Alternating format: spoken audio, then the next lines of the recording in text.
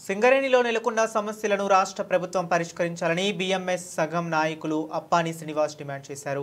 సింగరేణిలో సమస్యలను పరిష్కరించాలంటూ బీఎంఎస్ కార్మిక సంఘం నాయకులు భూపాలపల్లిలోని జీఎం కార్యాలయం వరకు ర్యాలీ నిర్వహించి ధర్నా కార్యక్రమం చేపట్టారు. ముందుగా ఇటీవలే ఆత్మహత్య చేసుకున్న కాంట్రాక్ట్ కార్మికుడికి నివాళిగా మౌనం పాటించారు. రాష్ట్ర ప్రభుత్వం సింగరేణి సంస్థకు చెల్లించాల్సిన బకాయిలు చెల్లించాలని, సింగరేణి లాభాల్లో 40% వాటాను కార్మికులకు ప్రకటించాలని డిమాండ్ చేశారు.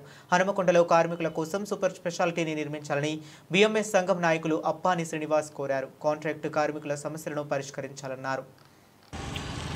సుమారుగా 5,000 కోట్ల రూపాయలను లాభాలుగా గడించిందని చెప్పి అధికార యంత్రాంగం మరి లెక్కలు చెప్తా ఉంది. అందులో 40% సింగరేణి కార్మికుల లాభాల వాటా పంచాలని, అదే రకంగా మరి ఏదైతే సింగరేణి కార్మికులకు ఇలా రిటైర్డ్ అవుతున్న కార్మికులు డబ్బులు మూటగట్టుకొని రిటైర్డ్ అవుతున్నారు తప్ప డబ్బులు మూట పట్టుకొని రిటైర్డ్ కావట్లేదు కనుక వారికి సింగరేణి ప్రాంతానికి అనుగుణంగా సింగరేణి ప్రాంతాన్ని ఆనుకొని ఇలా కోల్ కారిడార్గా నిర్వహిస్తున్న నేషనల్ గ్రీన్ హైవే ఏదైతే బెల్లంపల్లి నుంచి మొదలుకుంటే సత్తుపల్లి వరకు ఇలా గ్రీన్ హైవే పోతా ఉంది.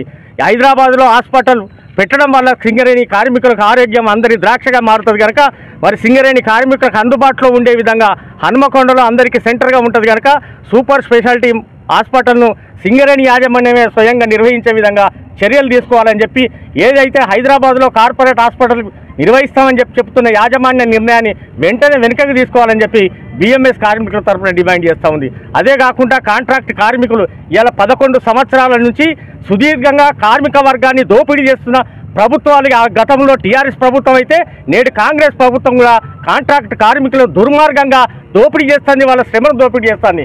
ఎందుకంటే 580 రూపాయల చొప్పున 11 సంవత్సరాల క్రితం గెజిట్ రిలీజ్ చేసి ఇలా జీతాలు పొందుతూ ఉంటే నేడు కోల్ ఇండియాలో 1,285 రూపాయలు పర్ డే చెల్లిస్తూ ఉంటే సింగరేణి యాజమాన్యం మాత్రం కాంట్రాక్ట్ కార్మికులకు అదే రకంగా కోల్ సెక్రటరీకి ఇలా బీఎంఎస్ దేశవ్యాప్తంగా ఒక లేఖలు మెమోరాండం రూపంలో కార్మికుల సమస్యలు విన్న డిమాండ్లు ఇలా పొందుపరిచి వారికి పంపించడం జరుగుతుంది.